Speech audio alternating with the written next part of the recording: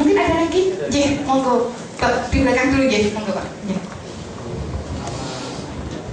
Terima kasih.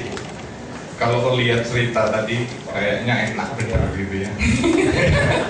Dunia jadi nggak pusing gitu ya, enjoy. Terus tadi easy gitu ya, excellent.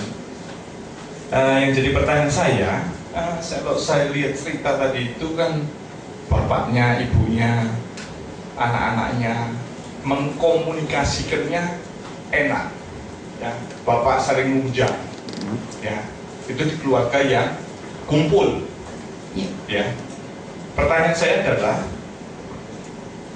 ya contoh kalau di perusahaan inilah, katakanlah Pak Aceh mimpin, ya, mindsetnya bagaimana ke depan dijelasin, tetapi yang dipimpin ini kan banyak, ya.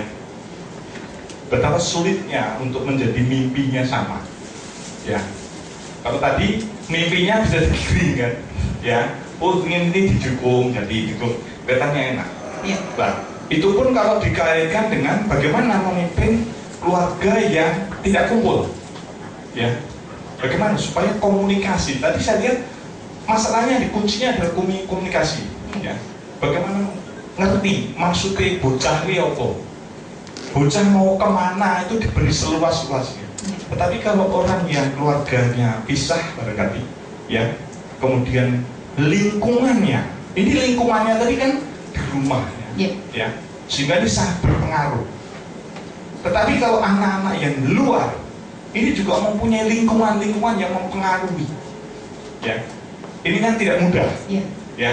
Manakala anak SD saja di sekolah ceritanya, loh, sing siji motor bapaknya muter film porno misalnya, dia ngintip cerita sama temannya lain lagi isinya, ya. Nah, yang pertanyaan saya adalah bagaimana menjembatani tadi, ya, agar supaya cerita di keluarga ibu tadi itu bisa di mix dengan kalau keluarganya terpisah-pisah, ya, sehingga komunikasi tadi, kalau Bapak cerita tadi walaupun jauh pun dia tetap monitor. Nah, kadang-kadang orang tua saja tidak punya mimpi. Ya, orang tuanya itu lebih mimpi. Tadi kan anak-anaknya belum mimpi, diajari mimpi kan? Ya kan, diajari mimpi. Ya. Orang tuanya sih nggak punya mimpi. Bapaknya sudah punya mimpi, tapi anaknya mimpi aja belum. Ya, sehingga apa? Kemudian membangun hubungan tadi sehingga menjadi enjoy, ya. Ternyata tidak gampang juga, ya, tidak gampang juga. Di keluarga-keluarga mungkin berkelahi ini anak bisa juga, karena apa? Kemudian orang tuanya tidak menciptakan suasana yang enjoy, ya, arahnya kemana, ya. Kemudian supaya menjadi gampang, kemudian excellent, bagaimana? Atau bisa kolaborasi orang-orang itu sulit juga.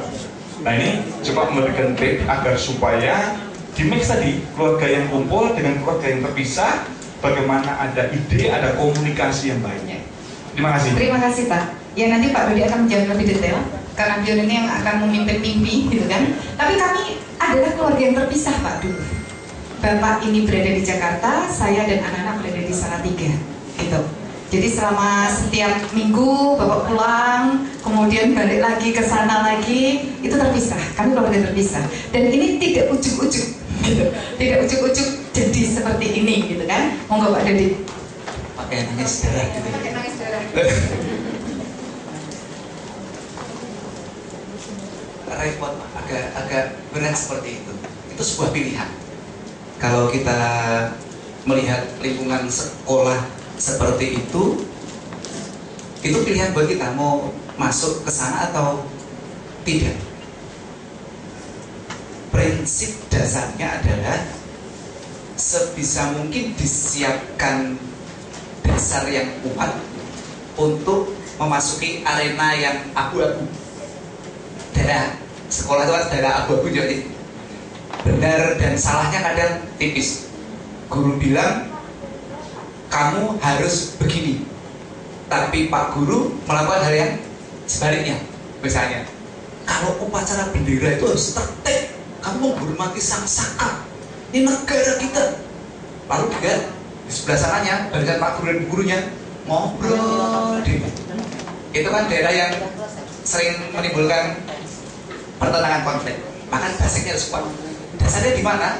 Yaitu ketika usia 0 sampai 12 tahun. Kata orang Cina, angka 4 itu banyak angka sial. Tapi kami ini punya the beauty of form.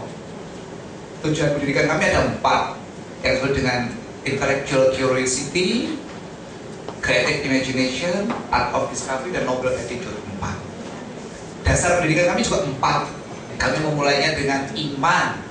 Iman itu hitam putih, benar salah, nggak ada abu-abu. Tuhan itu satu, titik. Nggak ada. Ya kadang-kadang kalau sedang kita kesana Tuhan jadi 1,5 gitu. Nggak bisa. Kalau di agama kami babi itu haram, titik. Nggak perlu komanya, kecuali dalam keadaan darurat. Nggak ada itu, titik, haram. Jadi begitu saja. Ketika itu dikuatkan, nanti ketika dia masuk ke dunia abu-abu, dia sudah bisa lebih adjust, menyesuaikannya lebih gampang. Lalu akhlaknya memang mesti kuat di sana. Indikatornya harus jelas.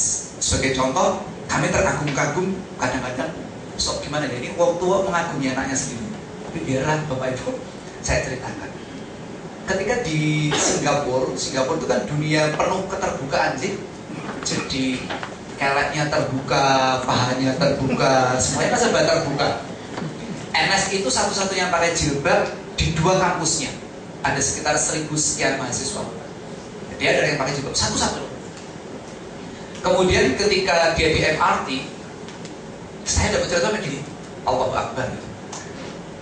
Dia berani sholat di tangga MRT, karena di MRT nggak ada musola. Ini sudah waktunya sholat nih. Maka lalu dia gelar sajadah di tangga naik MRT, kan ada yang pakai eskalator, ada yang tangga jalan. Diambil tengahnya, itu daerah di mana biasanya orang tidak banyak berjalan, agak luas. Dia gelar sajadah itu sholat. Buat kami hanya indikator-indikator kecil, tapi pola penanamannya yang panjang. Dan itu menuntut konsistensi dari orang tuanya. Nggak boleh ada konflik nilai, nggak boleh ada. Ini harus jelas, clear dalam hal ini. Dan basicnya harus jelas. Dalam hal ini tentu saja kami basicnya adalah dasarnya, fundamentalnya adalah kitab suci kami. Itu. Jadi, Ustaz melakukan apa saja terserah, pokoknya bismillah. Gitu. Artinya apa? Kalau ketika kita pakai bismillah itu, bismillah itu kan atas nama Allah. Jadi kalau kita mengerjakan ini, wah ini lah nyolong pakai bismillah gitu. Gitu. Kan ada. Jadi basicnya itu. Maksudnya apa aja terserah. Itu bismillah. Kan? Jadi itu basic bagi kami. Lalu mulai dijalankan yang ini, tapi nggak boleh ada konflik nilai.